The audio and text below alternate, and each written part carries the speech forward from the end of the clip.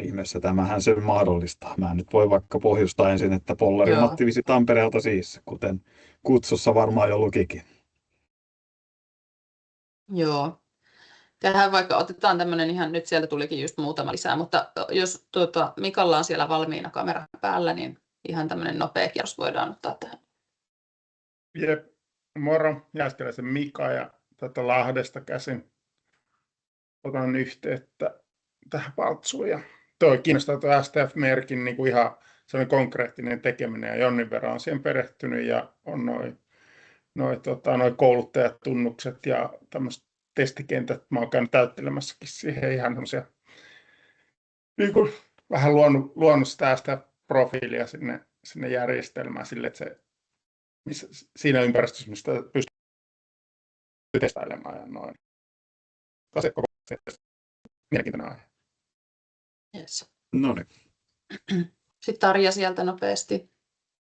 Moikka moi, mä oon Halmeen Tarja tuolta Leader Pirkanhelmestä ja me ollaan kanssa mukana tässä kalastusmatkailuhankkeessa, mutta meillä on myöskin itsellä alkanut tämmöinen kestävän kehityksen Helmiteko-hanke, jossa yhtenä toimenpiteenä on kannustaa meidän alueen matkailutoimijoita mukaan juurikin tähän STF-ohjelmaan, niin ihan sillä nyt on tässä sitten mukana vähän kuuntelemassa.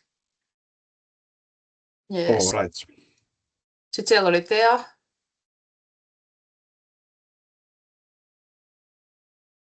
Terve, Tea Nousiainen Itä-Suomen kalaliideristä ja meillä nyt on suunnitteilla kalastusmatkailuhanketta itse asiassa hakijalla, mutta hakevat meiltä, niin tulin sitten kuulolle tutustumaan aiheeseen, että varmasti hankkeessa sivutaan tätäkin, niin täytyy tietää. Joo, hyvä. Entäs Pekka?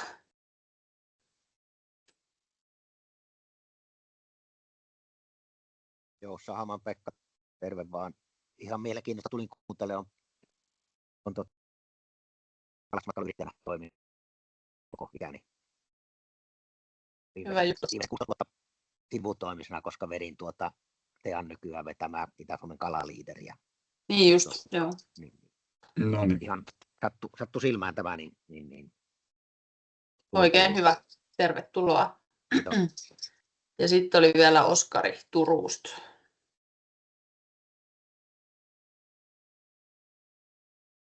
Saatiin kuvakin. Terve. Eli mulla on täällä tämmöinen Saaristomeren kalastusmatkailuhanke. Tämä liittyy asiaan. Että katsotaan, jos mekin saadaan tänne sertifikaattikoulutuksiin jossain vaiheessa. No niin, ja Johanna on siellä kuunnolla. Mä en nyt, Johanna, itsekään esittäytynyt sen enempää, kun me ollaan kuitenkin tuttuja.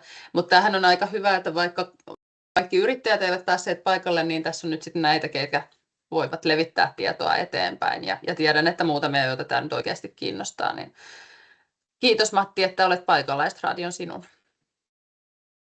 No niin, kiitos. Mahtavaa tervehdys vielä kaikille kertaalleen ja mukava oli vähän kuulla myös, minkälaista porukkaa on linjoilla. Niin mä lähden tältä pohjalta sitten tuosta ensin esityksen kautta, sitten voitaisiin vähän katsoa verkkosivujen kautta sitä enemmän sitä konkretiapuolta, mutta niin pistetään tuosta nyt toi aloitusdia nyt ensi hätään päälle ja huikkailkaa vaan väliin. Mä yritän sitten olla kuulolla, jos tulee jotakin kysymyksiä, niin tänne ei tarvitse välttämättä olla monologi, mutta toki voidaan sitten ehkä käydä niihin kysymyksiin sitten enemmän, vaikka kun mä menen tuonne verkkosivupuolelle, se voi olla ehkä sitten semmoinen, missä niitä vielä enemmän herää. Mutta mä ajattelin nyt lähteä tällä, kun oli luvattu, että vähän käydään läpi myös sitä, että mitä hyötyä STF:stä ja sertifioinneista ehkä muutenkin olisi yrityksille ja myös kalastusmatkailulle. Mä en sinänsä toki oma kompetenssi ei nyt riittänyt siihen, että mä olisin tehnyt tästä ihan kalastusmatkailuspesifin, mutta mä otin tähän alkuun nyt tämmöisiä ehkä sitä niin kuin kysyntää pikkusen peilaavia, tai sanotaanko ainakin, että sitä potentiaalista kysyntää peilaavia dioja, mitä mä aika paljon olen käyttänyt muutenkin tässä semmoisena taustana, että mistä tässä hommassa on kyse ja miksi ylipäänsä kestävään matkailuun kannattaa panostaa, niin mä lähden nyt ensin niistä liikkeelle. Ja niissä mä oon käyttänyt Booking.comin näitä vuosittain tekemiä kestävän matkailun raportteja, eli käytännössä 30 000 ihmiselle. Muistaakseni yli 30 maassa tehtävä tämmöinen kyselytutkimus, jossa peilataan, että miten Booking.comin asiakaskunta suhtautuu kestävään matkailuun, minkälaisia odotuksia on ja minkälaisia toivomuksia on ja myös minkälaisia huolenaiheita. Niin, tästä ihan muutama nopea nosto. Niin ensinnäkin vuoden 2023 tuloksissa 74% oli sitä mieltä, että he haluaisivat, että matkailuyritykset tarjoavat enemmän kestäviä vaihtoehtoja. 51% oli sitä mieltä, että ei ole riittävästi kestäviä vaihtoehtoja tarjolla. Toki tässä painottuu näissä tuloksissa ehkä vähän toi kauko-itä, että täällä Euroopassa ajattelu on vähän toisenlaista. Euroopassa tunnetaan paremmin kestävät vaihtoehdot ja ollaan sillä paremmin tietoisia, mutta keskiarvoisesti globaalisti lukemat on tommosia. Ja 65% majoittuisi mieluummin sertifioidussa majoituksessa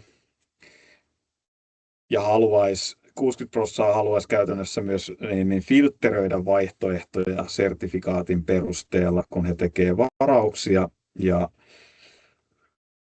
69% haluaisi myös kuulla enemmän käytännössä, että mitä ne tarkoittaa, että haluaisi enemmän kuulla juurikin niitä yritysten konkreettisia tekoja ja tarinoita. Ja toisaalta myös 49% on sitä mieltä, tai kuvittelee, että kestävät vaihtoehdot on liian kalliita.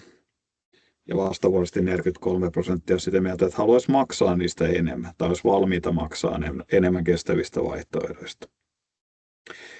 2024 matkailijat oli sitä mieltä edelleen, tai 75% oli edelleen sitä mieltä, että haluaisi matkustaa kestävämmin tulevan vuoden aikana. Ja sitten vielä pikaisesti vuoteen 2025, niin siellä edelleen kestävyys oli tärkeä. Oli tärkeää 84%, eli se oli kuitenkin tärkeä arvo siellä valintojen taustalla. No, nämähän on tietenkin, niin kuin hyvin tiedetään, niin nämä kyselytutkimusten tulokset ei suoraan korreloi valintojen kanssa, ja siinä on se semmoinen niin sanottu aikomuskuilu varsinaisten kulutuspäätösten ja näiden hyvien aikomusten välillä on olemassa, ja se on hyvin tunnistettu, mutta mä nostan nämä luvut sen takia aina taustalle, että noi on kuitenkin aika vakuuttavia prosenttilukuja siitä, että vastuulliset vaihtoehdot edelleen kiinnostaa ihmisiä, huolimatta siitä ehkä vähän, että minkälainen tällä hetkellä, kun lukee uutisia, niin voisi ehkä ajatella, että ei näin välttämättä oikein ole niin kuin ihmisillä mielessä, mutta ihmisille mahtuu kuitenkin onneksi ajatusmaailmaan monenlaisia asioita yhtä aikaa. Ja ehkä se meidän niin kuin tehtävä tässä matkailualalla on vastata seuraaviin 3 kysymykseen, ja tämä pätee mun mielestä myös kalastusmatkailuun ihan hyvin.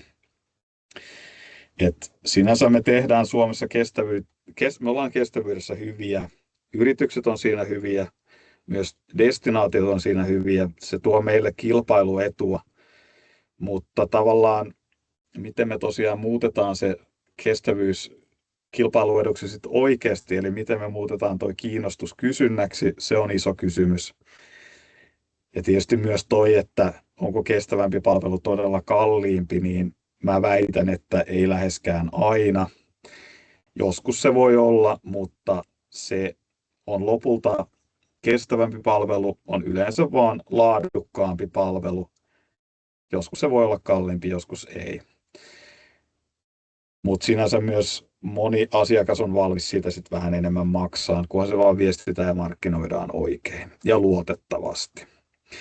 Ja ehkä toi kolmas on vielä sitten, toi on ehkä enemmän kestävää matkailua laajemmin, että pystytäänkö me vielä lisäämään kotimaista kysyntää, että kotimaan matkailu on kuitenkin lähtökohtaisesti aina helpointa kestävää matkailua.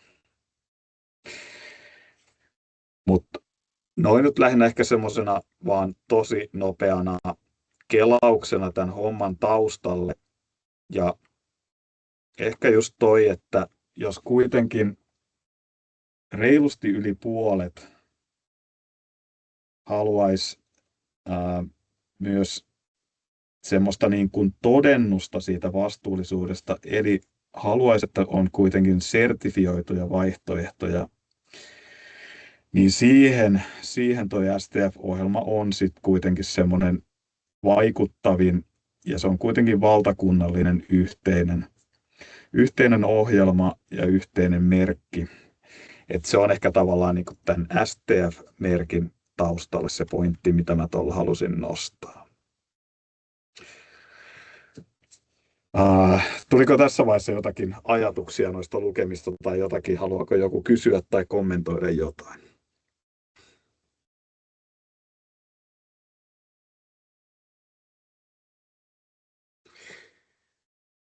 Jos ei tähän väliin sitten enempää, niin sitten voidaan mennä lähemmäksi sitä konkretiaa ja kohti STF-merkkiä pikkuhiljaa. No meillä Visit Tampereella meillä on tämmöinen kolmijalka tässä kestävyystyössä, eli Sustainable Travel Finland-ohjelma. Se on käytännössä yhteen lauseeseen tiivistään, niin se on viherpesudirektiivin kestävä vastuullisen matkailun laatutakuu. Eli käytännössä se on leima, jolla varsinkin mitä enemmän siihen saadaan yrityksiä mukaan, mitä paremmin se saadaan tunnetuksi, niin sitä helpompi se on myös niin kuin sen avulla on viestiä asiakkaalle, että okei, tämä palvelukohde, toimija toimii vastuullisesti ja Sustainable Travel Finland-merkki käytännössä kertoo sen. Ilmasto-luontoliikkuminen on meillä tietysti ekologisen kestävyyden tärkeä pointti, ja sitten vastuullisuudella parempi vierailukokemus on myöskin sitä laadun parantamista ja paremman asiakaskokemuksen tuottamista, mutta ei mennä nyt niihin sen enempää. No, tähän mä nyt tein tämmöisen koonin siitä, mikä Sustainable Travel Finland-ohjelma noin tiivistäen on. Olette varmaan siihen nyt tutustuneet, että sikäli en nyt ihan hirveästi tähän käytä aikaa, mutta ehkä se semmoinen, niin kuin, jos mä mietin sitä, että mitkä on STF-ohjelman vahvuudet ja miksi siihen kannattaa panostaa ja miksi me ollaan Visit Tampereella haluttu nostaa se tuohon meidän vastuullisuuden tai kestävän matkailun kehityksen kärkeen ja myös kestävän matkailun markkinoinnin kärkeen, niin no ensinnäkin se on se, että koska se on kuitenkin valtakunnallinen yhteinen ohjelma, joka tarjoaa yrityksille sekä selkeän polun siihen kehittämiseen, että myös sit varsinkin koko ajan, kun sitä viedään eteenpäin ja tehdään paremmin tunnetuksi, niin se on aika selkeä työkalu siihen markkinointiin tai ainakin asiakasviestintään. Ja Visit Finland toki nostaa STF-merkin saaneita yrityksiä heidän KV-markkinointitoimenpiteissä ja matkanjärjestäjäyhteistyössä. Ja kyllä se signaali tuolta kansainväliseltä sektorilta on koko ajan ollut, että se todennettu vastuullisuus, eli käytännössä sertifioitu vastuullisuus nostaa merkitystään matkanjärjestäjäpuolella varsinkin. Ja me toki Visit Tampereella myös sit pyritään toimimaan samalla tavalla ja vaikuttajayhteistyössä esimerkiksi nostaa STF-merkittyjä merkin saaneita yrityksiä soveltuvin osin. Mutta ehkä mä sitten kuitenkin haluaisin ajatella sen sillä lailla, että niin kuin muutenkin yritystoiminnan laadun kehittäminen ja oman palvelutarjonnan kehittäminen ja ja liiketoiminnan kehittäminen, niin parhaimmillaan STF-ohjelma on kuitenkin työkalu siihen, ja se hyöty tulee lopulta siinä niin kuin yrityksen oman toiminnan kehittämisen kautta ja myös oman toiminnan markkinoinnin kautta. Et kyllähän STF-polulle hyppäämällä saa kuitenkin saa selkeän 7 polun askeleen siihen, tai 7 askeleen polun siihen vastuullisuustyöhön, mutta saa myös sillai hyvää ohjenuoraa siihen viestinnän ja markkinoinnin kehittämiseen ja sitten näiden destinaatio-organisaatioiden, kuten Visit Tampere, me järjestetään vuosittain erilaisia valmennuksia sekä tähän STF-polun läpikäymiseen että sitten myös STF-merkin hyödyntämiseen. Et siinä on niin kuin monenlaista täsmäapua tarjolla myös. Ja STF-merkin saavuttaneita yrityksiä on yli 500. Tampereen alueella niitä on nyt 35 itse asiassa tällä hetkellä. Tuossa on vanha luku. Ja tämäkin kalvo on itse asiassa sillä päivittämättä, että siitä puuttuu viimeisin merkin saanut yritys, mutta siinä on nyt kuitenkin kattavahko lista toimijoita. Paljon meillä on tietenkin isoja hotelliketjuja, isoja toimijoita, Särkänniemeä, Talo Eventsia eli Tampere-taloa, Serlachius-museoita ja niin edespäin, mutta meillä on myös sit kuitenkin pienempiä toimijoitakin siellä joukossa ja se kuitenkin osoittaa sen, että lopulta STF-merkki on mahdollinen myös mikroyritykselle, että ei tarvitse välttämättä olla Scandikin kokoinen toimija. Ja ehkä vielä tuohon hyötyihin palatakseni sen verran, että kyllä se, että on monipuolinen kattaus erilaisia palveluita, joilla on STF-merkki, niin tämähän myös auttaa meitä Visit Tampereena markkinoimaan tätä paremmin, koska silloin me voidaan paljon enemmän vaikkapa sinne vaikuttajapuolelle räätälöidä jotakin, että teen näitä ja näitä asioita Tampereella ja majoitu täällä ja täällä, niin silloin se voidaan sen STF-merkin avulla sit linkittää ne asiat toisiinsa vastuulliseksi Tampere-elämykseksi.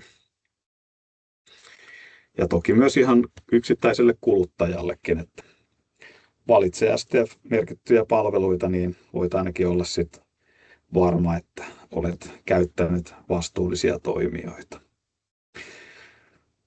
Tuossa nyt lyhyesti, tämä nyt on aika tämmöistä Tampere- ja Pirkanmaa-spesifiä, mutta mä nyt vielä halusin nostaa nämä tähän jo pelkästään sen takia, että tästä näkee, että mitä me halutaan tänä vuonna tehdä ja myös ehkä sillä mallina mahdollisesti myös muillekin alueille toimijan alennussysteemi. Meillähän on STF-ohjelmaahan on aika paljon edistetty eri alueilla Suomessa hankkeiden kautta. On ollut, ja tämä ei ole mikään kritiikki näitä hankkeita kohtaan, mutta tosi paljon on ollut hankkeita, joissa on autettu yrityksiä suorittamaan sertifikaatti. Ehkä jossakin on saatettu jopa maksaa se sertifiointimaksukin jollekin aikavälille. Mutta me täällä Tampereella nyt päätettiin sillä lailla, että meillä on ollut yksi semmoinen koulutushanke, missä STF-ohjelma oli mukana, mutta siinäkään ei autettu varsinaisesti sertifikaattia haussa. Me todettiin, että on ehkä kuitenkin pitkällä tähtäimellä kestävämpää, että yritykset hakee STF-merkin ja suorittaa sen, mikäli kokevat sen itselleen oikeasti tarpeelliseksi. Ja on oma kiinnostus, oma usko siihen, että tästä on hyötyä omalle liiketoiminnalle.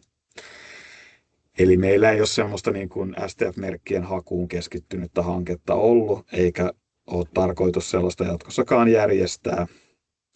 Mutta toi meidän Visit Tampereen kumppanuusmaksualennus nyt oli semmoinen, millä me haluttiin nimenomaan vähän subventoida sitä sertifikaatin perustamiskustannusta, joka varsinkin mikroyrityksille on kuitenkin tässä merkittävä kynnyskysymys ollut, ja ylipäänsä tuo sertifikaatin hakeminen on ollut ehkä se suurin kynnys, niin se on ollut ehkä se semmoinen meidän käden ojennus tuohon. Ja muuten me totta kai halutaan tätä koko ajan nostaa enemmän meidän viestinnässä ja markkinoinnissa nimenomaan sen kestävän matkailun kärjeksi. Ja toki haluttaisiin myös koko ajan tarjota enemmän hyötyä merkin saavuttaneille yrityksille ja myös sitoa sitä tuohon meidän saunapääkaupunki-brändiin, että se työ on toki vielä kesken ja siinä on paljon tehtävää, mutta se on semmoinen meidän pitkän tähtäimen tavoite. Sitten vielä ihan nopeasti ajattelin nostaa muutaman pointin tuosta meidän syksyllä pidetystä STF-merkin saaneiden yritysten verkostotapaamisesta, mikä me järjestettiin täällä Tampereella tuolla Scandic Roosendaalissa. Siellä oli eri puolilta Suomea, oli sekä tämmöisiä Visit Tampereen kaltaisia DMO-toimijoita, mutta oli myös yrityksiä, ihan mukava joukko. 100 toimijaa oli paikalla. Ja me siellä keskusteltiin sitten STF:n hyödyistä, miten voitaisiin niitä tuottaa lisää ja myös kehityshaasteista ja ideoista. Ihan kaikkia, no toi polun keventäminen ja eri tasot eri yrityskokoluokille oli semmoinen, mitä on paljon puhuttu jo aikaisemmin. Ja se voisi periaatteessa olla ihan hyvä idea, mutta se on tietysti Visit Finlandin käsissä, mutta samalla ehkä toi myös yritysten semmoinen tietty oma, tai lopulta se, että tästä STF:stä saa hyödyt irti, niin se on paljon myös yrityksen omasta tekemisestä kiinni. Ja ehkä toi yhteistyö ja myös toi tommonen niin kuin tämän merkin saaneiden toimijoiden verkosto ja STF-yritysten ristiin markkinointi myös nostettiin semmoisena tärkeänä pointtina. Mutta ehkä mä nyt sitten hyppään tästä taustamateriaalista nyt tällä erää tonne verkkosivujen puolelle, mutta nyt on tietysti hyvä hetki heittää kysymyksiä, jos sellaisia noista äskeistä pointeista nousi esiin.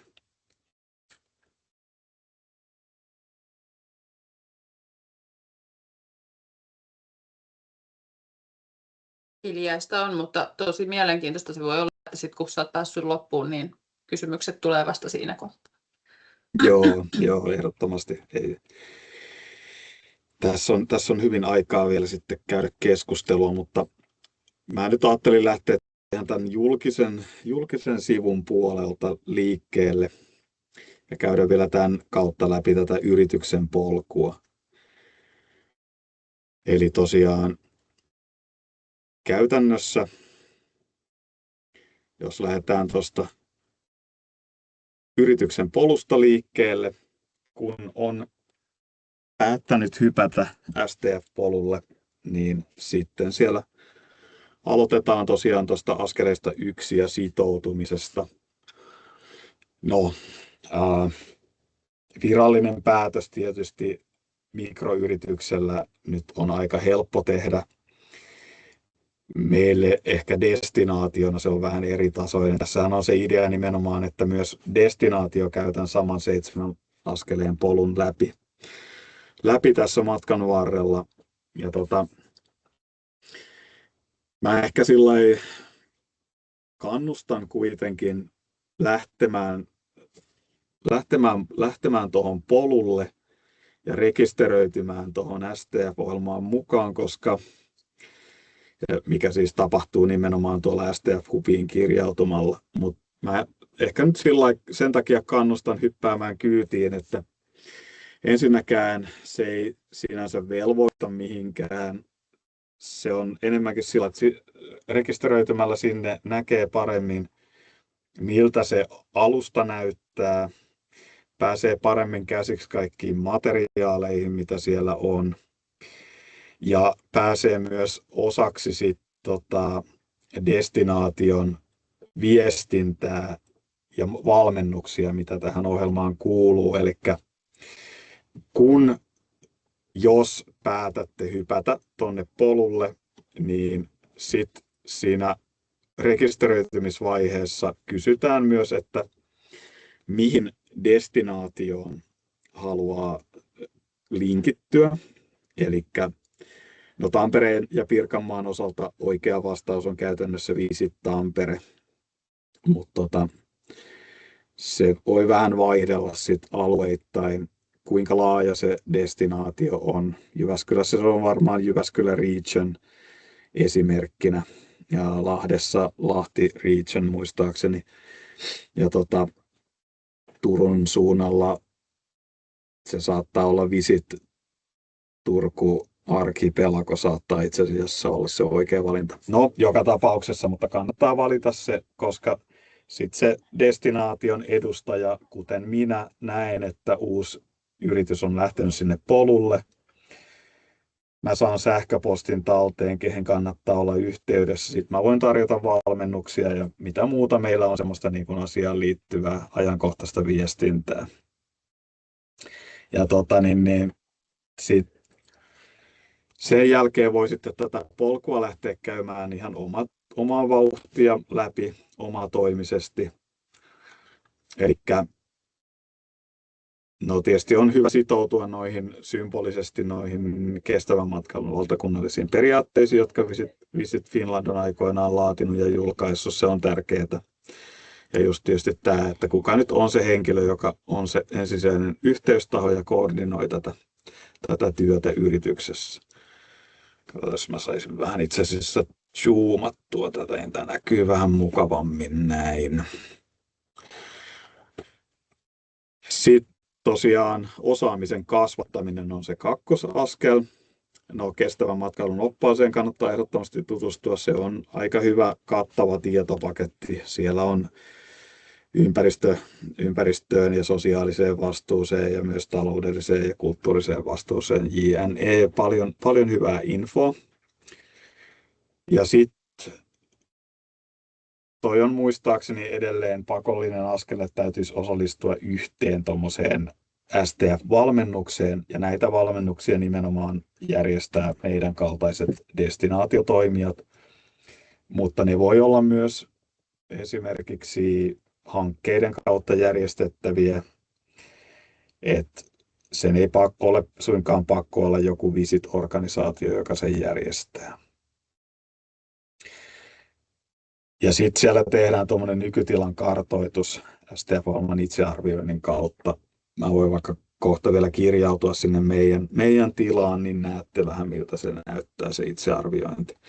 Mutta se itsearviointi tarkoittaa juurikin sitä, että siinä vaan katsotaan, missä yritys menee omassa vastuullisuustyössään.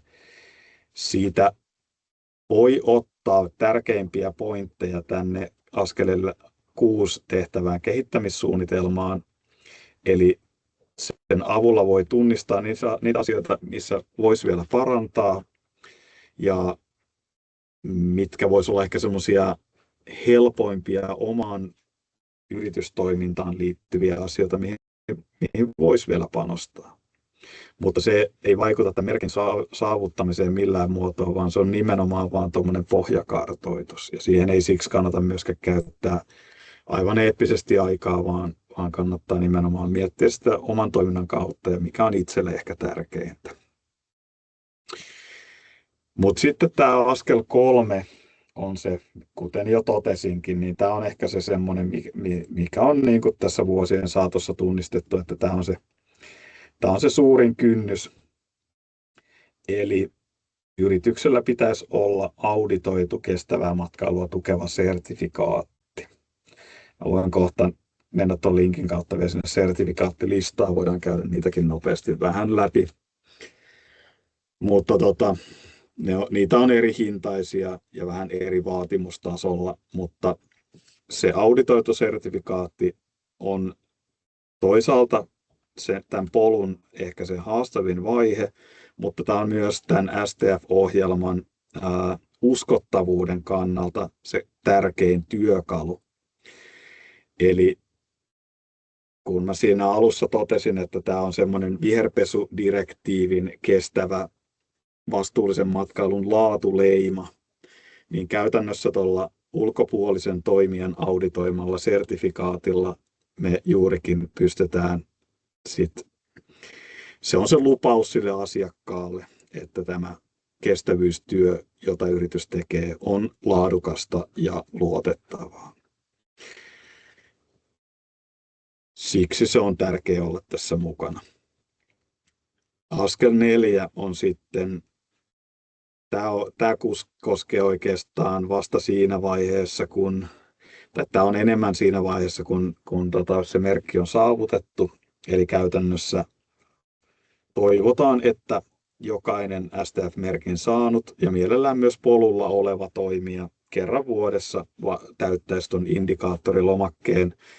Se on tärkeää ennen kaikkea Visit Finlandin tämmöiselle valtakunnalliselle raportoinnille ja toki myös meille alueille, että me nähdään vähän, että missä mennään alueen kestävyystyössä. Että sen avulla ymmärretään yritysten kestävyystyön laajuutta paremmin kuin pelkästään sen perusteella, että montako yritystä nyt on STF-merkin suorittanut.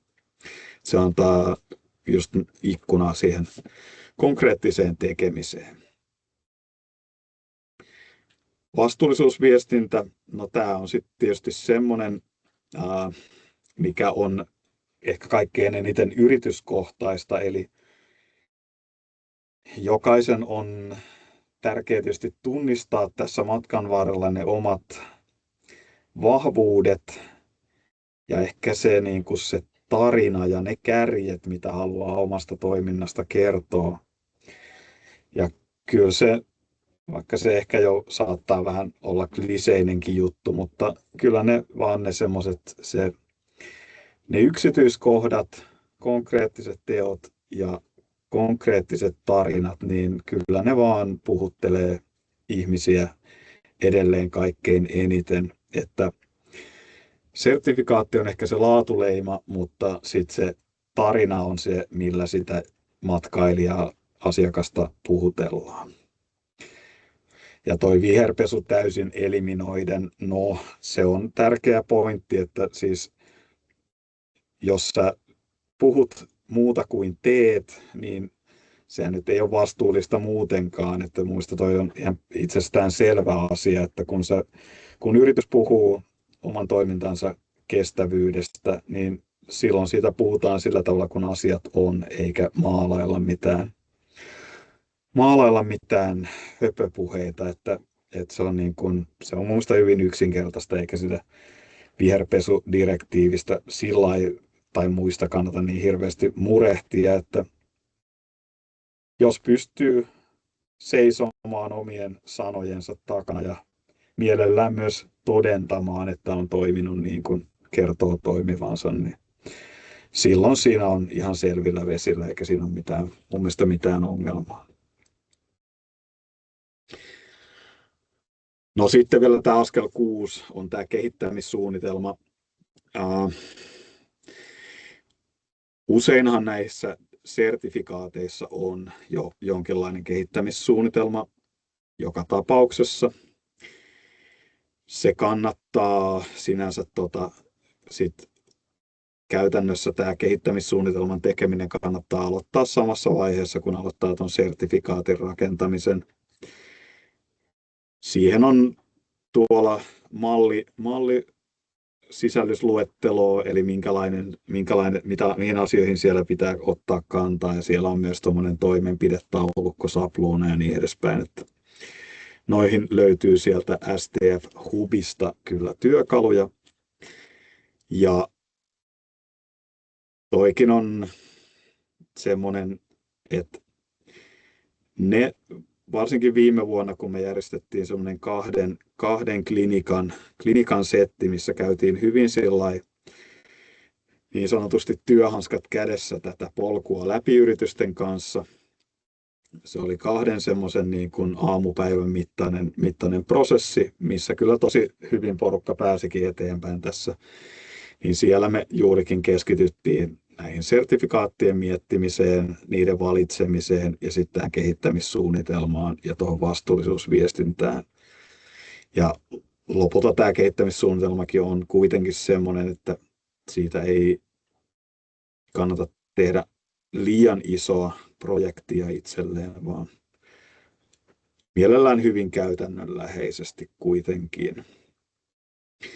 Ja sitten viimeinen askel on vaan tuo STF-merkin hakeminen, eli tehdään, kun noi muut vaiheet on pulkassa, niin sitten lähetetään materiaalit STF-hubissa Visit Finlandille ja pistetään hakemus menemään ja sieltä tulee sitten täydennyspyyntöjä sen mukaan, miten he arvioivat, että täyttyykö kriteerit. Ja joskus voi käydä niinkin, että se menee ihan kerrasta läpi ja joskus voi tulla jotakin lisätietopyyntöjä, mutta aika nopealla aikataululla ne viime vuonna mun mielestä näitä sitten kävi siellä läpi.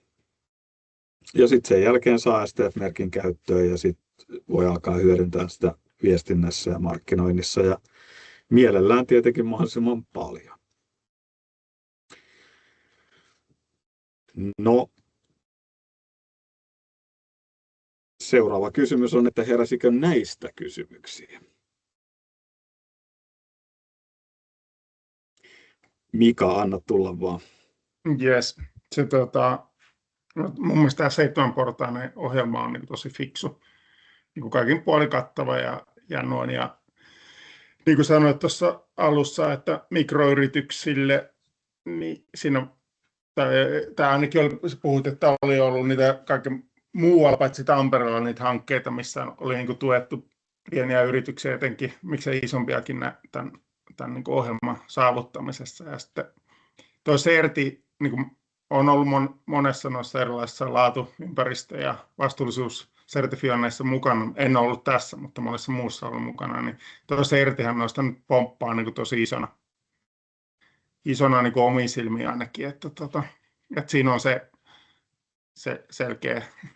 selkeä niin kuin semmoinen, niin kuin sertifikaateissa on aina omat tarkat standardit, mitkä sitä pyörittää, pitää pystyä vastaamaan ja sieltä tulee kuluja ja seurantaa ja muuta. Mutta mikä, niin kuin jos nyt pitäisi niin kuin yksi mainita, mä oon jonkun verran, niin kuin mulla on esimerkiksi Ekokompassin kanssa ylihuomenna palaveria, oon jutellut WWF Green Officen kanssa ja mitäs kaikki nyt on kontaktoinut tähän mennessä, niin jos pystytte sitten niin kuin sanomaan niin kuin Visit Tampereen puolesta, että voitteko suositella joku, että jos miettii nyt, että on yhden ihmisen kalastusmatkailuyritys, jolla on niin kuin resurssit tosi pienet, niin mitä CERTiä suosittelisit, että lähtisi niin kuin viemään eteenpäin? No, se on erinomaisen hyvä kysymys ja vaikka nyt kun asiasta nyt ruvettiin puhumaan, niin mä hyppään nyt tänne sertifikaattiluettelosivulle saman tien. Toi on totta, että toi on vähän hankala toi suosittelu aina sillai. Ei me kerrota kellekään. Joo, eikä siis siinä mitään. Kyllä mä nyt voin sillai ainakin oman mielipiteen sanoa ja sillai, kyllähän se tietysti on aina vähän yritystoiminnastakin toki riippuvaa ja yrityskoosta, mutta kyllä me nyt ollaan sillai aika paljon esimerkiksi tätä biosfäreä sillai vinkattu, että toi on ehkä semmoinen, jos nyt vaikka miettii näitä, no en tiedä onko Anu Nylund ja Mood of Finland tuttu teille, mutta Anullahan on toi biosfäre. Anu on yhden naisen kokoinen yritys. Ja no Anu on tietysti vastuullisuuden ammattilainen ja yksi noita akatemian valmentajia, että sillä Anu on vähän erilaisessa tilanteessa kuin moni muu, mutta kuitenkin toi on ehkä sillä lailla hyvä, että siinä on mahdollisuus, no pitäisikö meidän vaikka itse asiassa käydä siellä sivuillakin saman tien toisaalta, niin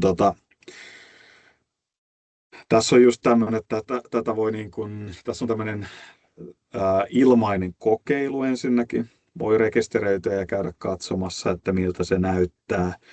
Ja tämä on sitten kuitenkin yksi niistä edullisimmista. Plus, tämä on tietysti siinäkin mielessä hyvä, että tämä on kansainvälinen.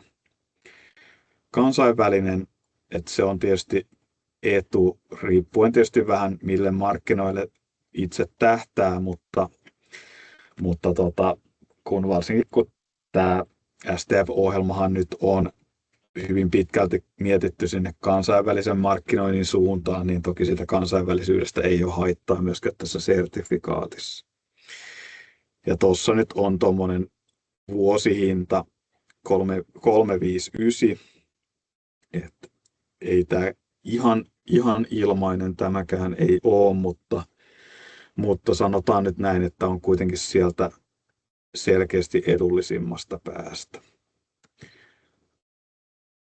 Sitten muita ehkä mitä tuosta äkkiä, niin kyllä se ekokompassi on myös ihan hyvä.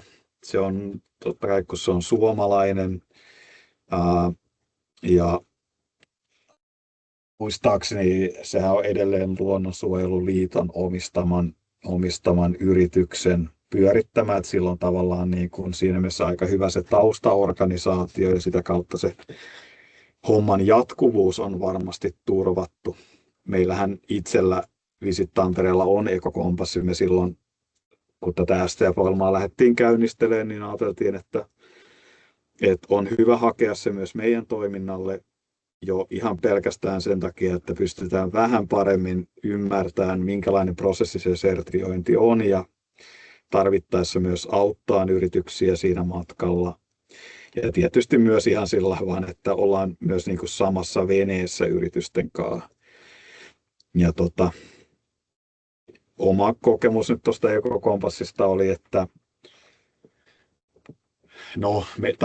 meillä se itse asiassa, jos me mennään virheiden kautta, niin meidän virhe oli se, että se homma venyi ja vanui aika paljon, että siihen meni melkein vuosi ennen kuin me saatiin se lopulta maaliin, ja sehän aiheutti aika paljon turhaa työtä sillä, että kun se, niin kuin nyt hyvin tietysti pystyy kuvittelemaan, että kun käynnistää tekee jotakin asiaa vähän aikaa, sitten jättää sen kuukaudeksi vähän niin kuin lepäämään muiden asioiden tieltä, niin sitten se homma aina vaatii sitä uudelleen kelailua, että missä nyt mentiinkään ja uudelleen käynnistämistä, että ehkä jos sen suorittaa sillä jämptisti, niin se ei sillä mun mielestä ole pienelle toimijalle mikään ihan hirveän työllistävä. Ja siinä on aika paljon joustoa, että siinähän saa itse määritellä niitä omia tavoitteita, että se on sillä yritystoimintaan paremmin mukautuva, koska sitten taas monessa muussa on ehkä enemmän niitä semmoisia ennalta määrättyjä kriteereitä, mitä pitää täyttää. Mutta sitten toi Good Travel Seal on myös semmoinen mikroyritykselle aika suoraviivaisesti toimiva, että se ainakin viimeisen tiedon mukaan on myös sieltä edullisimmasta päästä ja on sillä periaatteessa aika suoraviivainen prosessi, mutta tosiaan siinä on ollut vähän semmoista, niin mä kuulen, että on ollut vähän viivettä osalla siinä, että se prosessi on siellä niin Good Travel Sealin päässä kestänyt, ottanut aikaa, että siitä mä oon kuullut vähän vaihtelevaa palautetta, mutta osa on ollut siihen ihan tyytyväisiä ja kyllä se ainakin on semmoinen sieltä ehkä sieltä helpoimmasta päästä ottaa haltuun. Muistatko tästä lonkalta, että nämä kansainväliset sertit, niin onko ne niin, että ne täytyy kaikki ne hakemukset ja dokumentit olla englanniksi vai voiko ne tehdä suomeksi? No toi Good Travel Seal, siinähän on suomalainen auditoija taho, että muista, olikohan se sillä, että sinne kuitenkin kelpaisi suomeksikin ainakin osa dokkareista, mutta toi Biosphere on kyllä englannin kielellä toimiva homma, että siinä on kuitenkin eri juttu lähteä viemään porukkaa kalaa ralli englannilla, kun tehdä sitten tämmöisiä kansainvälisiä sertejä, että se on kuitenkin eri kieli, mitä se käyttää. No se on ihan totta, että siinä No toki tietysti tekoälyn avulla niitä nyt voi jo paljon helpommin käännellä, mutta ymmärrän sen, että se on totta kai vähän, se nostaa sitä kynnystä. Että tuohon biosfereen on kanssa toi tämmöinen kuin Juho Ikonen Doama Solutions Oy on ainakin tarjonnut siihen semmoista niin sit apua sen sertifikaatin hakemiseen, mutta tietysti koska hänkin tekee sitä kuitenkin Oy-pohjalta, niin jonkinlaisella maksulla tietysti mennään. Mä en ihan tarkkaan muista, miten hän on sen sitten hinnoitellut, mutta siihen on toki saatavilla apua suomeksikin. Ja tähän väliin huikkaan, että maaseudulla olevat yritykset voivat hakea leader-tukea siihen asiantuntijan apuun. Tai Aivan. periaatteessa mä siis mietin tässä myös sitä, että kun on just nämä hinnat tullut joiden kanssa puheeksi, että siis kyllähän periaatteessa ton sertifioinnin, kun eikö ne ole siis, Matti, niin, että se maksetaan kerran se sertifioinnin hinta, että se ei ole mikään semmoinen vuosittain maksettava, vai onko niissä jotain? Siinä on varmaan auditointi. Toistuvia Auditointi on se pääkustannus ja sitten tulee joku vuosimaksusta serti. Niin Joo, näin se on. Aivan. Se vähän vaihtelee tosiaan se kustannusmallikin. Muistaakseni toi biosfere on niin kuin vuosimaksupohjainen ja sitten missäs täällä Ekokompassilla nyt ne hinnat olikaan. No, ehkä mä en nyt mene siihen sen pidemmälle nyt rupea niitä nyt tuolta penkoon, mutta Ekokompassissaan on se perustamismaksu ja sitten just se auditointimaksu. Auditointi taisi olla, oliko se niin, että se on nykyään vuosittain semmoinen kevyempi versio, mutta joka tapauksessa niin Joo, just se, että se auditointi nyt ainakin varmaan pitää maksaa säännöllisesti. Mutta pointtina siis se, että sitä periaatteessa niin kuin ainakin ensimmäisen kustannuksen, mikä siitä sertifioinnista syntyy, niin voisi esimerkiksi näillä leader-yritystuilla maksaa, jos sitten on hankkeessa muitakin kuluja, mutta että se on yksi mahdollisuus. Joo, toi on kyllä hyvä pointti, että siinä on niinku, se on toisin kuin semmoiset niin kuin alueelliset kehittämishankkeet, mihin noita on myös välillä leivottu, niin ton tyylinen tietysti just hankerahoituksen hyödyntäminen ja leader-rahoituksen hyödyntäminen on tosi järkevää kyllä, että siihen niin kuin vahva komppaus kyllä. Ehkä sitten vielä tämä Green Activities voisi olla semmoinen myös, mikä voisi juurikin kalastusmatkailupuolelle olla ihan passeli, koska tämä on kuitenkin, tämä on ohjelmapalveluyritysten tarpeisiin räätälöity, mihin kalastusmatkailu kuitenkin nähdäkseni aika lailla istuu. Ja tämä oli yritetty räätälöidä myös sillä juurikin pienille yrityksille matalan kynnyksen hommaksi, että täällä on liikevaihtopohjainen tämä hinnoittelu, mutta tuossakin on kuitenkin vuosimaksu 12 kuukautta. 12 kuukautta ja se on 350 pienimmille. Plus sitten tuo auditointimaksu, joka on sitten niin kuin alussa vuosittain ja sitten myöhemmin joka 3. vuosi.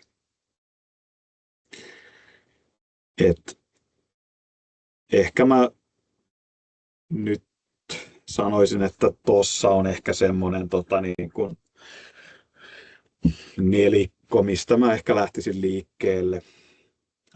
Juurikin se Ekokompassi on sen suomenkielisyyden kautta hyvä. No toki myös Green Keyssä on suomenkielistä tukea tarjolla.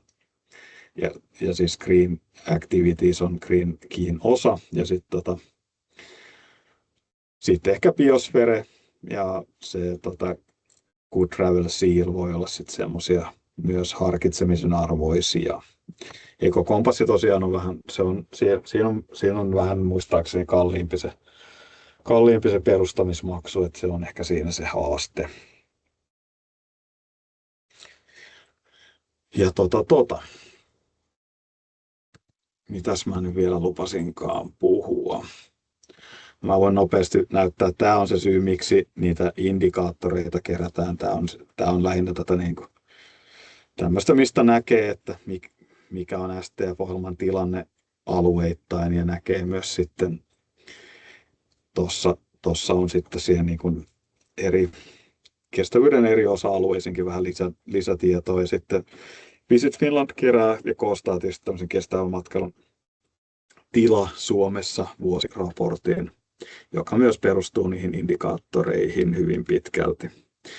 Ja nämä on tietysti sillä lailla tärkeitä myös ihan semmoisen niin kuin matkailun maakuvan ja kansainvälisen markkinoinnin ja viestinnän kannalta, että niin sinänsä toivomme toki, että toimijat aktiivisesti vastaa, mutta se nyt on ehkä nyt tässä vähän sivuseikka.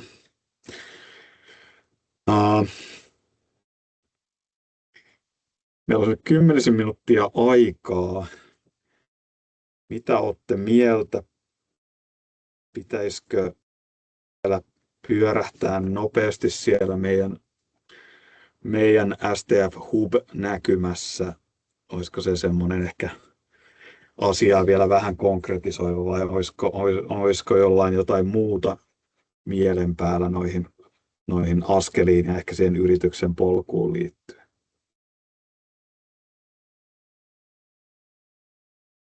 No Pekka, ole hyvä. Joo, täällä tehtiin täällä Itä-Suomessa niin tämmöisille kalastusmatkailuyritysten verkostolle tällainen asiakaslupaus, siis tämmöinen liiketoiminnan kehittämiskuvio, jossa osa oli kalastuksen kestävyys. Mä voisin pikkusen avata sitä, jos tässä on aikaa, mutta käydään vaan ensin toi jos Matti haluat esitellä sitä hubia, mutta lyhyesti voisin käydä tuommoisen, mikä rakennettiin nimenomaan tämmöiselle kalastusmatkailuopasyritysverkostolle. Silloin tehtiin venäläisiä asiakkaita varten yhteistyössä venäläisten kalastusmatkailutoimistojen kanssa, ja se toimi hirkkarin hyvin, mutta sittenhän sille kävi niin kuin kävi, mutta samaa aika kuranttia tavaraa siinä on edelleen, että voin sen lyhyesti esitellä, jos tässä on aikaa Se vielä. voi olla ihan mielenkiintoinen kyllä, mutta toki myöskin tämä STF-hubi, jossa Matti näytät nopeasti pikkusen ja sitten otetaan tuohon loppuun vielä. Joo. Mä luulen, että toi voi olla semmoinen myös toi Itä-Suomen esimerkki, mikä kiinnostaa.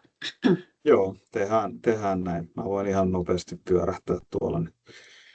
Eli tämä on tosiaan stfhub.visitfinland.com osoitteesta löytyvä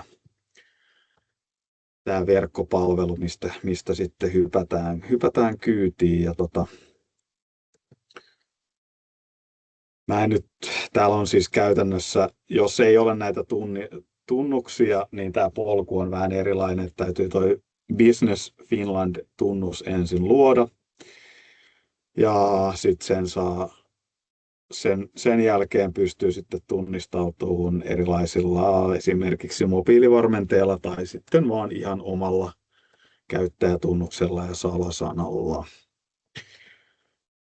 Ja sitten sieltä hypätään tänne, ja tämä on nyt tämä destinaationäkymä, joten tämä näyttää vähän erilaiselta kuin sitten se yritysnäkymä, mutta on tässä kuitenkin sen verran yhtäläisyyksiä, että ehkä tämä voi olla ihan hyvä nyt nopeasti vilauttaa. Eli täällä on tosiaan etusivu. Meille tämä näyttää tältä, että koska meillä Tampereella Pirkanmaalla on STF-merkki, niin tämä on tämän näköinen, mutta sitten se olennaisempi on tämä vasemmalla kädellä oleva STF-merkin suorittamispolku. Ja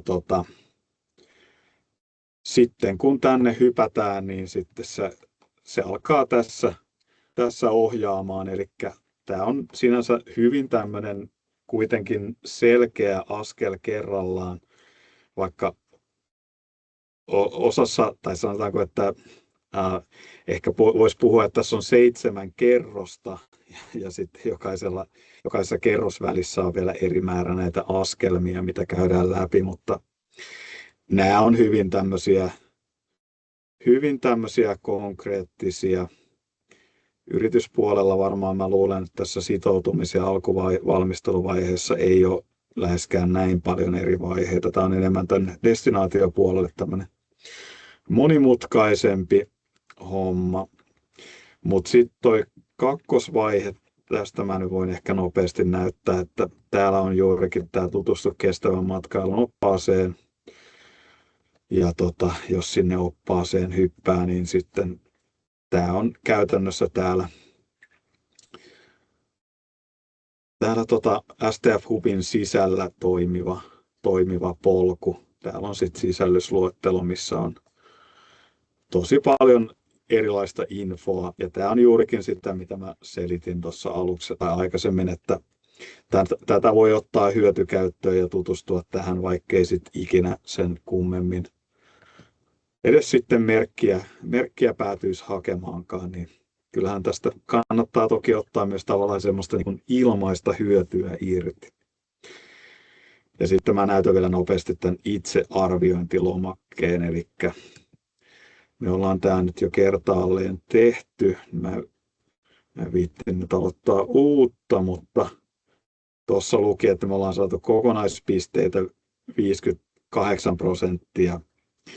mikä siis tarkoittaa käytännössä sitä, että 58% me ollaan varmaan vastattu kyllä, mutta se ei, niin kuin myöskin sanoin aikaisemmin, niin sillä ei ole mitään merkitystä tämän kokonaisuuden kannalta. Että täällä on pitkä lista kysymyksiä, jotka on tämmöisiä kyllä, ei, työn alla, ei liity toimintaamme, vastauksilla voi kuitata. Ja siinä käytännössä vaan katsotaan, että tehdäänkö jotain asiaa jo, onko joku asia tuttu, onko se suunnitelmissa. Ja sitten nämä kohdat, mihin me ollaan vastattu ei, niin niitä me ollaan sitten soveltuvin osin nostettu tänne kehittämissuunnitelmaan.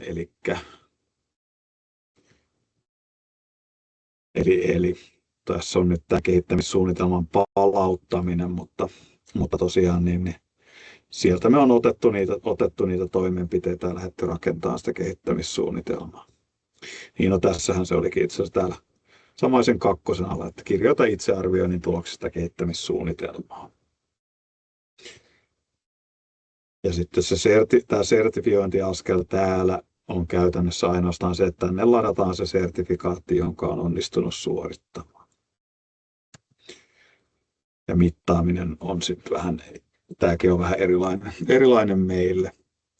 Ja vastuullisuusviestintä on sitten myöskin tämmöistä, että tutustu vastuullisuusviestinnän vinkkeihin. Tuolla on siihen semmoista hyvää yleispätevää ohjetta. No, omille verkkosivuille täytyy tietysti tehdä, niin kertoa sitä omasta kestävyystekemisestä ja niin edespäin. Ja kertoo nimenomaan niistä onnistumisista. Ja sitten on tietysti toi on myös ihan hyvä pointti, että lisää yrityksesi tuotteet Visit Finlandin datahubiin. Se on vapaaehtoinen, mutta se toki auttaa siinä markkinoinnissa. Visit Tampereen nettisivuillehan tulee tietoa tältä datahubin kautta. Niin kuin matkailun tuotetietoa. Se on sinänsä ihan fiksua ottaa sekin hyöty käyttöön. Ja sitten STF-merkkiä uusitaan tietyin aikavälein. No joo, mutta nyt, koska mä käytin siihen ehkä vähän enemmän aikaa kuin oli tarkoitus, niin jää vielä Pekalle aikaa, niin nyt mä lopetan jakamisen ja annan Pekka sulle puheenvuoron, ellei nyt herännyt jotain ihan superakuutteja kysymyksiä vielä liittyen tuohon äskeiseen.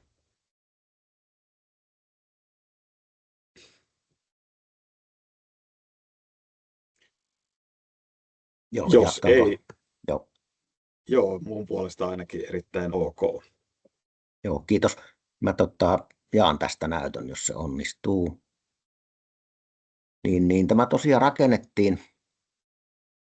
rakennettiin niin tämä homma nyt täällä on vaikka mitä ne auki. 2012-2013 tällaiselle kalastusmatkailuyritysten verkostolle, jossa oli niin 11 yritystä mukana. Tehtiin tämmöinen laatuohjelma, laatulupaus, jossa kaiken kaikkiaan yli 120 eri asiakohtaa käytiin läpi, joihin nämä yritykset sitoutu. Ja tämä laatulupaus käsitti nämä 5 tässä, nämä asiakaspalvelu, kalastus, osaaminen, välineet, laitteet, turvallisuus ja kestävä toiminta tuli tämän niin kuin kalastuksen kestävyyden myötä. Ja näettekö te tämän nyt? Joo, näkyy. Vähän suurennan. Eli sitten tehtiin tällainen, ja näihin niin kuin sitoutui, nämä käytiin näiden yrittäjien kanssa läpi, plus sitten näiden jakeluteiden, venäläisten matkanjärjestäjien kanssa läpi. Tätä jumpattiin kyllä tosi paljon sen hankkeen myötä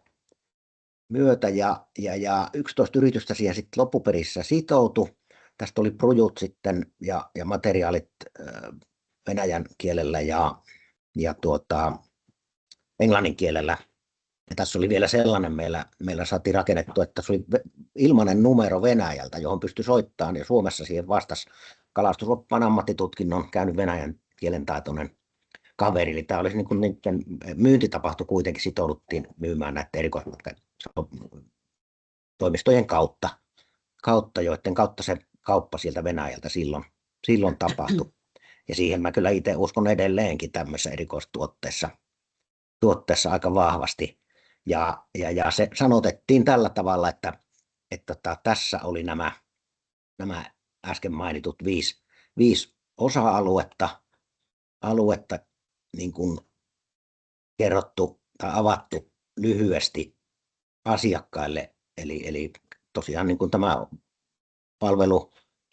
palvelun toiminnan taso ja laatu ja opaspalvelu, eli oppaan täytyy tuntea alueensa ja omat kalavedet ja kalastusmuodot hyvin ja kalusto pitää olla niin kuin siihen toimintaan soveltuvaa, koska ne venäläiset, mitä tänne tuli ja ketä niin kuin tavoiteltiin, niin oli tämmöisiä voisi sanoa pro-kalastajia tai jotain sellaisia, jotka niin kuin osasi kalastaa itse, että he tiesi tarkkaan, mistä on kyse. Sitten tietysti turvallisuus kaluston ja toiminnan osalta, kaikki tarvittavat koulutukset käytynä ja nämä kuviot. Ja sitten tämä kestävyysosio niin kuin keskittyi tähän kalastuksen kestävyyteen ja kalakantoihin ja kalojen käsittelyyn, tämän tyyppisiin asioihin. Että sitten erikseen ei ollut niin kuin laajemmin kestävyyttä. Sitä puhuttiin silloin tästä jonkin sertifikaatin hankkimisestakin, mutta ei todettu sitä silloin niin kuin semmoiseksi tälle porukalle järkeväksi. Ja tämä sai kyllä ihan loistavan vastaanoton silloin ja kauppakin kävi todella hyvin, mutta sitten sille kävi niin kuin jo kävi, että sitten tätä 2020 niin kuin pienimuotoisesti päivitettiin vielä tätä kuvioa tiettyjen yritysten kesken, jotka tätä on toiminut, mutta sellaista niin kuin varsinaista verkostoa. Tässä oli myös se idea, että sitä niin kuin tällä tietyn laatulupauksen tuottavaa yrityskapasiteettia tai sitä tuotekapasiteettia on niin kuin näille provisiopohjaisesti myyville niin myyjille riittävästi tarjolla, että heidän kannattaa myös sitten satsata siihen markkinointiin siellä omassa maassa, että sehän tässä on ongelma tässä kalastusmatkailussa, jos yksittäinen yritys, vaikka se antaisi 100% provikkaa sille myyjälle, niin se bruttoeuromäärä on niin pieni, mitä hänen kauttaan pystytään myymään. Jos pystyy ottaa sen 2-4 asiasta veneeseen kerralla, niin se bruttoeuromäärä on sellainen, että siitä saatava provikka ei kasva niin isoksi, että sen myyjän kannattaisi panostaa siellä omassa maassaan siihen, niin käyttää rahaa siihen omassa maassa siihen myymiseen. Et sen takia tämä tämmöinen verkostotoiminta nähtiin hyväksi ja en tiedä, olisiko tämä tämmöinen malli, jota kannattaisi kalastusmatkailuyritysten keskuudessa jatkaa enemmän ja miettiä sitten vielä tätä kestävyysaspektia laajemmin ja Niinpä. mahdollisesti jotain sertifikaattia siihen mukaan, mutta lyhyesti tuommoinen ja se kyllä silloin ainakin oli niin kuin hyvin toimiva juttu ja nimenomaan silloin kun tavoitellaan sellaisia kalastajia, jotka niin kuin matkustaa sen kalastamisen takia, eikä sen takia, että ne tulisi muuten vaan tänne ja sitten sattuvat käymään kalalla, jos keli on hyvä. Niinpä. Motiivi lähteä matkalle on kalastus. Kyllä, joo. Ehdottomasti tutustutaan tuohon tarkemmin. Tämä oli ihan mielenkiintoinen. Joo. Ja koska tuolloinhan ei varmaan siis vielä ollut toi Visit Finlandin STF-ohjelma edes olemassa. Että Mä en muista mikä oli se vai joku onko se tullut sertifikaatti, niin me kuin- käytiin läpi, mutta mikähän se oli, mikä se oli silloin 2012-2013. Mikähän Niin, mutta se tuntuu, että mahtoi tuo olla? STF-juttu on tullut kyllä myöhemmin. Joo. Joo, se on totta, mutta siis sertifikaatteja varmasti oli Niin, silloin jo, Niin, mutta STF silloin oli on näitä tullut kestävän myöhemmin. matkailun juttuja jo käynnissä ja laatu. Ja sitten oli nämä erilaiset Niin. sertifikaatit tai laatuohjelmat myös, joita käytiin läpi, mutta sitten me todettiin, että tehdään tämmöinen niin kuin oma vapaaehtoinen, johon sitten niin kuin tähän näiden matkajärjestöjen myyntiin pääseminen niin edellytti, että nämä pitää käydä läpi ja sitoutua siihen. Kyllä. Ei siellä tullut niin soraääniä tai ohjelmisia. Joo. Joo, mielenkiintoinen. Tutustutaan tuohon tarkemmin, niin meilläkin nyt tämä hanke vielä jatkuu reilu vuoden, niin ehtii vielä miettiä kaikenlaista. Mutta me ollaan nyt sen verran yleajalla, että päästetään jokainen eteenpäin muihin töihin. Ja toivottavasti nyt saitte riittävästi tai sen verran infoa, mitä oli tarpeen tässä kohtaa. Voiko sulle, Matti, laittaa sähköpostia esimerkiksi, jos jää joku niin kuin asia askarruttaa erityisesti? No totta kai, ihan ehdottomasti. matti.pollari@visitampere.fi ja Joo. mä voin Salia laittaa sulle tuon esityksen myös, Joo. niin jos haluat jakaa ja tietysti Joo. noin nettisivulinkit ne tietysti löytyykin, että niitä Joo, kyllä. ne oli kaikki Joo, me laitetaan julkisia. tämä tallenne ja materiaalit sitten vielä eteenpäin tai tuonne hankkeen sivuille tai muuten, niin porukka pääsee vielä katsomaan tarkemmin. Mutta kiitos Joo. tosi paljon, että pääsit mukaan ja tosiaan muille sitten olkaa yhteydessä, jos asiasta tulee lisäkysymyksiä. Joo, kiitos vielä, että sain tulla ja toivottavasti tästä oli tosiaan jotain iloa, niin ollaan yhteydessä ja erinomaista tiistain jatkoa itse kullekin. No niin, Oliko moikka. Mika sulla vielä kysymys? Ei, vilkuttelin vaan Joo, läksi. no niin, hyvä. No niin, moi moi. Yes. Kiitos. Kiitos. Moi moi. Moikka!